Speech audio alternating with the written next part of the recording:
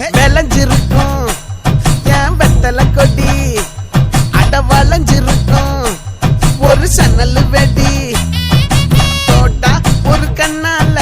தொலைஞ்ச ஒரு பொண்ணால வாக்கா இந்த வம்பால வல விரிச்சிட வந்தாளே பார்த்து வளைச்ச தேக்கு ஓம் பட்ட உடம்பு சோக்கு என்ன குத்தும் குறும்பு மூக்கு கொஞ்சம் ஓய்வை கொடுத்து தாக்கு என்னடி சித்திரமே இங்க நீ பத்திரமே சொல்லுடி